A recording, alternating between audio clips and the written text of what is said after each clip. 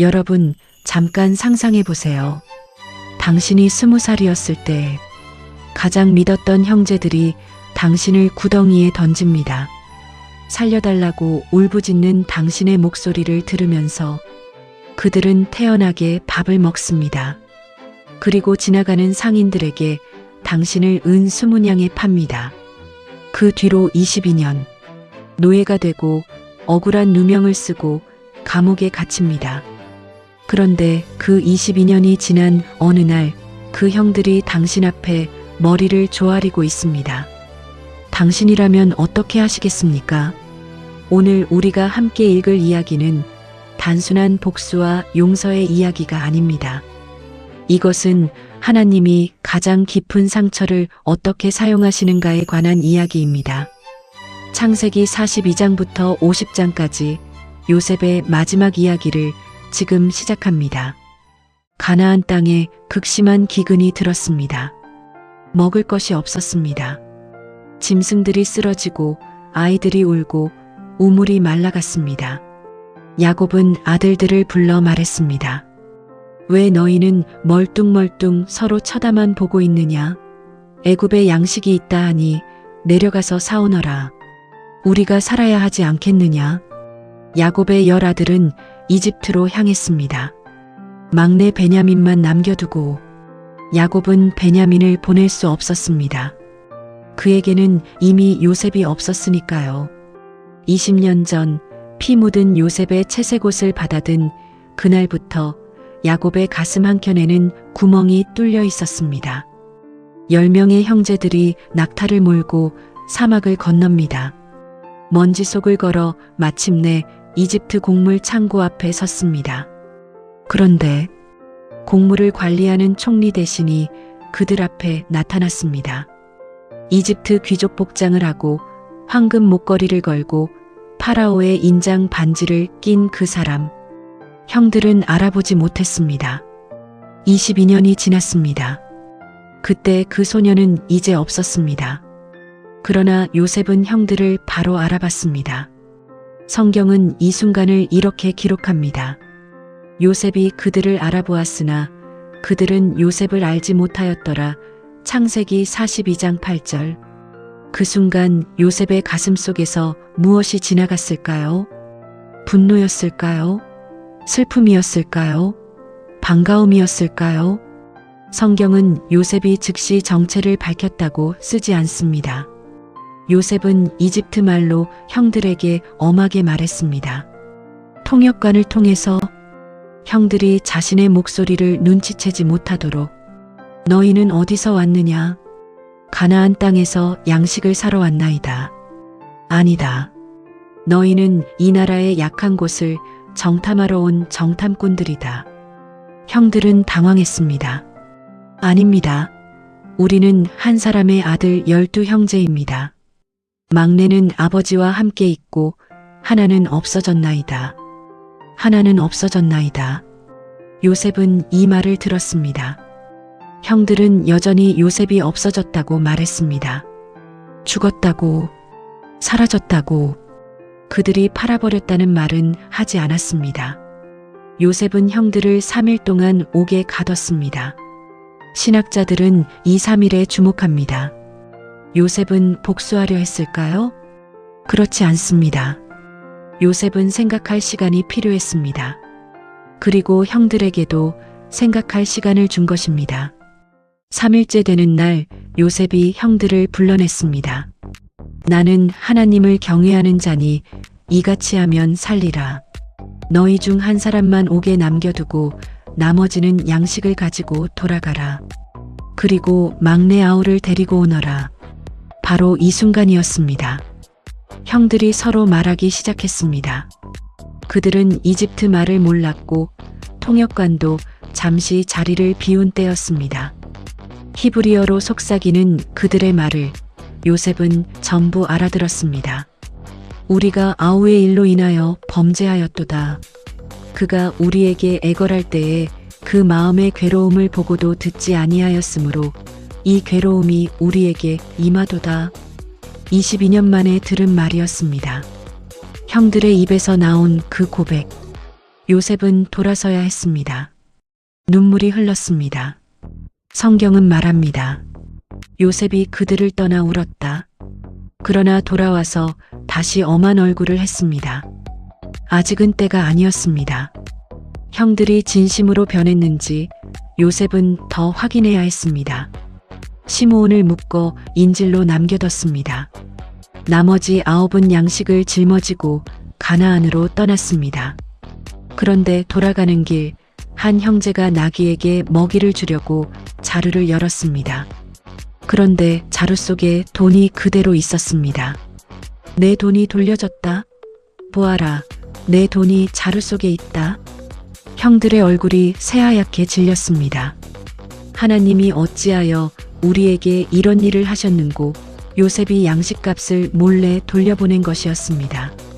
그러나 형들은 공포에 사로잡혔습니다. 이것이 함정일 수 있었으니까요. 가나안에 돌아와 야곱에게 모든 것을 보고했습니다.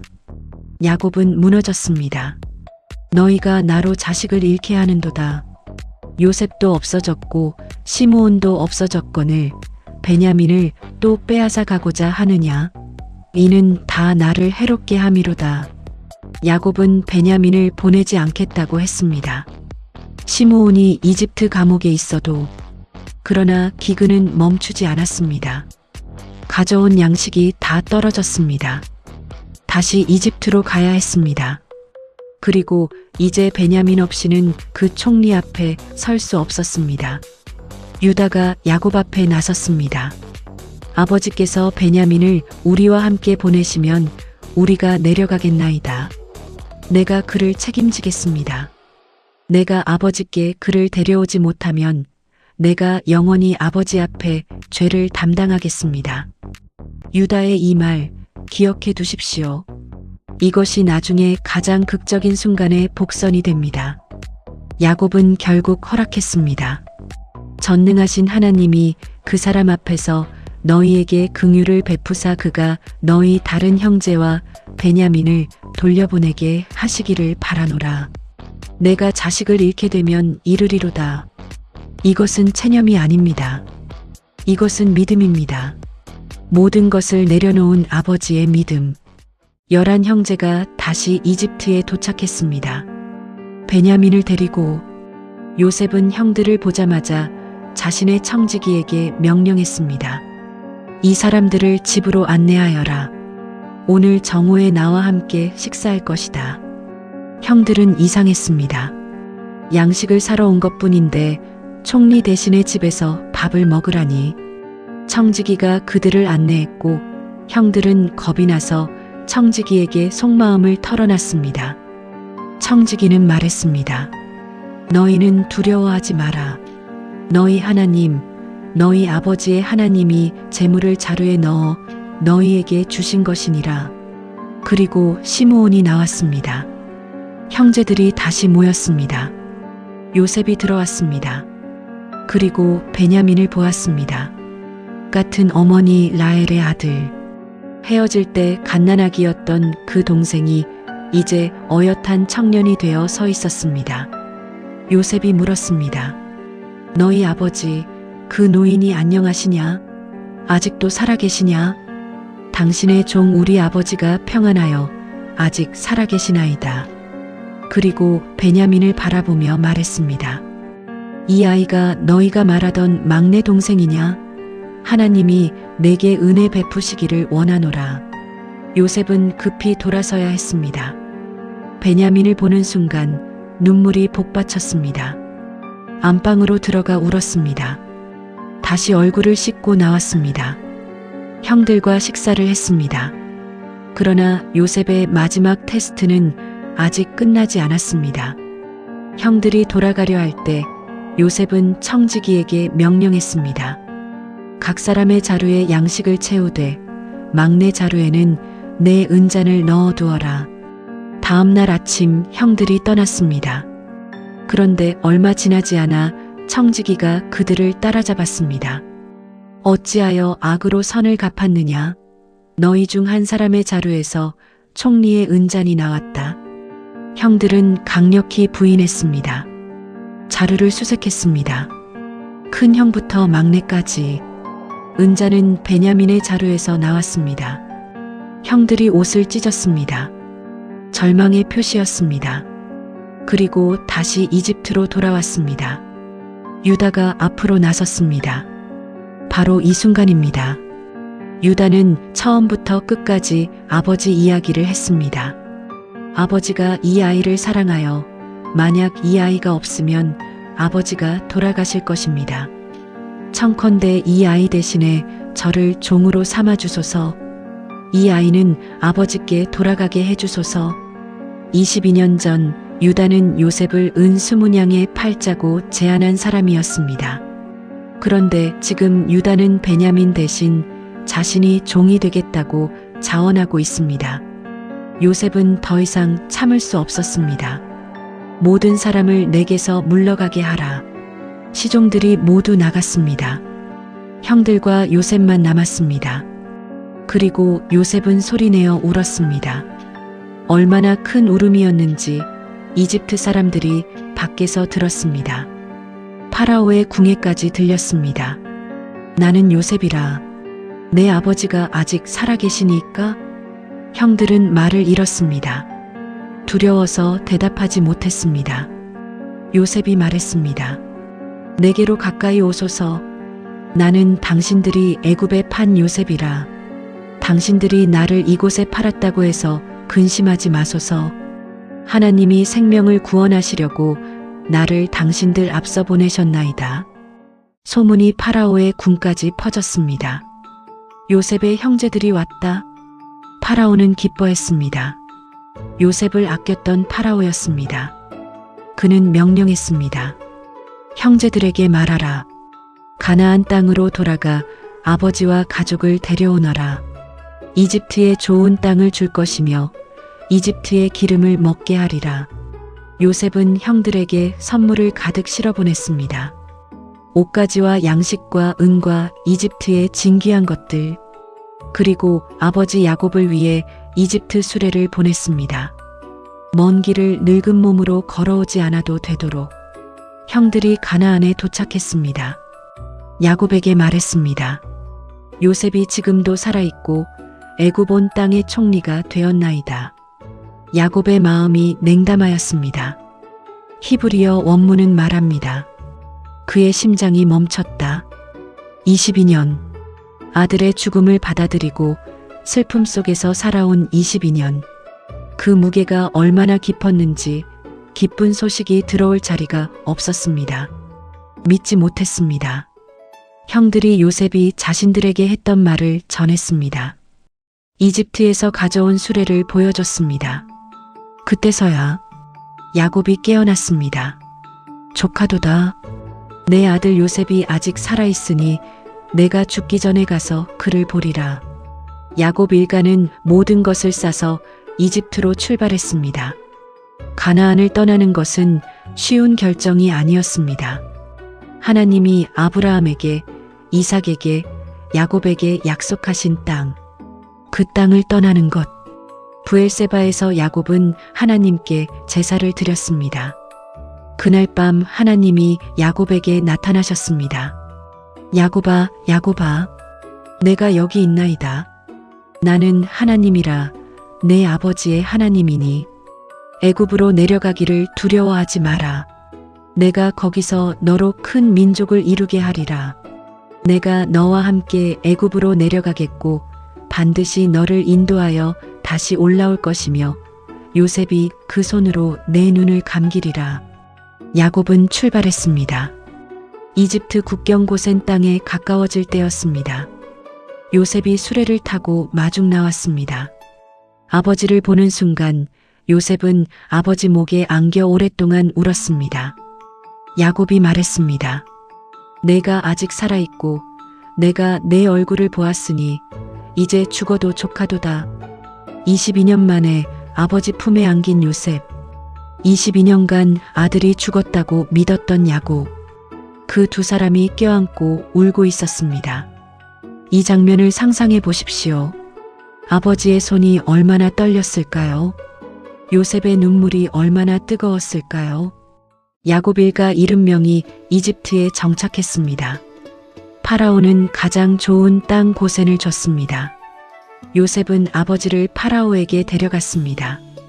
파라오가 야곱에게 물었습니다. 당신의 연세가 얼마나 되시오? 야곱이 대답했습니다. 내 나그네 길의 세월이 130년이니이다.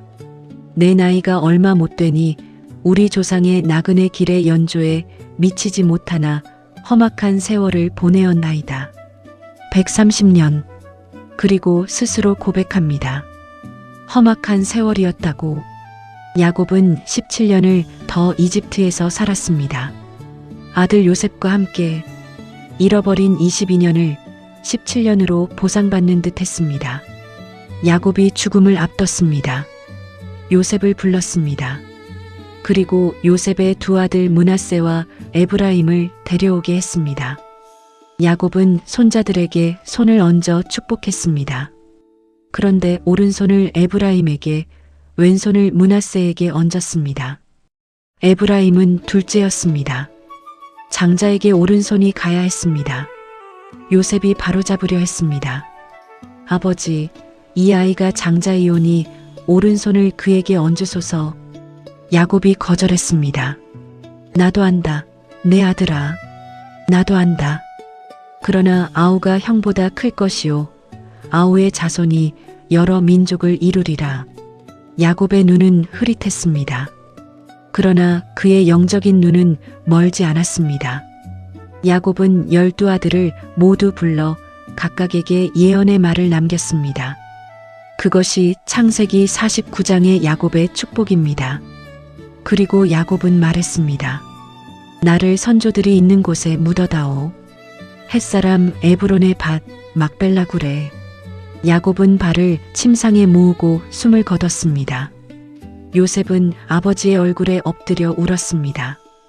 그리고 요셉은 파라오의 허락을 받아 가나안으로 돌아가 아버지를 장사 지냈습니다. 야곱의 유언대로 막벨라 굴에.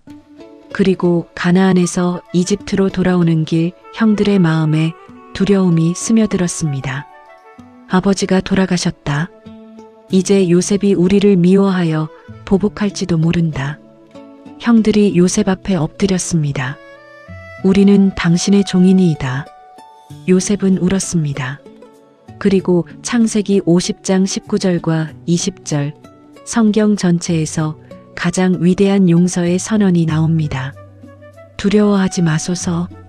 내가 하나님을 대신하리이까? 당신들은 나를 해하려 하였으나 하나님은 그것을 선으로 바꾸사 오늘날 많은 백성의 생명을 구원하게 하시려 하셨나니 당신들은 두려워하지 마소서. 내가 당신들과 당신들의 자녀를 기르리이다. 창세기 50장 19절 그리고 20절. 내가 하나님을 대신하리이까? 이 한마디가 모든 것을 말해줍니다. 요셉은 용서하지 않은 것이 아니었습니다. 요셉은 심판을 하나님께 맡겼습니다. 복수는 자신의 것이 아니었습니다. 하나님의 것이었습니다. 그리고 요셉은 110세에 눈을 감으며 마지막 말을 남겼습니다. 나는 죽을 것이나 하나님이 반드시 너희를 권고하시고 이 땅에서 인도하여 내사 아브라함과 이삭과 야곱에게 맹세하신 땅에 이르게 하시리라. 요셉은 자신의 뼈를 가나안에 묻어달라고 부탁했습니다. 수백 년 후 출애굽 때 모세가 요셉의 뼈를 가지고 이집트를 떠납니다. 여호수아 24장에서야 비로소 가나안 세겜 땅에 묻힙니다. 요셉의 뼈는 400년을 기다렸습니다. 하나님의 약속이 이루어지기를. 오늘 이 이야기를 들으시면서 혹시 요셉이 떠오르셨나요? 아니면 형들이 떠오르셨나요? 우리 중 누군가는 지금 억울하게 구덩이에 던져진 것 같은 시간을 보내고 있을 수 있습니다. 아무리 바르게 살아도 일이 잘못되고 열심히 했는데 배신당하고 선하게 살았는데 고통이 찾아오는 시간. 요셉에게도 그런 시간이 있었습니다. 13년이었습니다. 그러나 하나님은 그 13년을 버리지 않으셨습니다. 그것을 재료로 쓰셨습니다. 요셉이 고통을 겪지 않았다면 요셉은 감옥에서 술 맡은 관원장을 만나지 못했을 것이고 파라오의 꿈을 해석하지 못했을 것이고 수백만 명을 먹이는 총리가 되지 못했을 것입니다. 하나님의 계획은 우리가 이해할 수 없는 방향에서 오기도 합니다. 때로는 가장 나쁜 것처럼 보이는 것이 가장 좋은 것을 위한 길일 수 있습니다. 오늘 이 말씀을 드리고 싶습니다. 당신이 지금 구덩이 안에 있더라도 하나님은 당신을 잊지 않으셨습니다.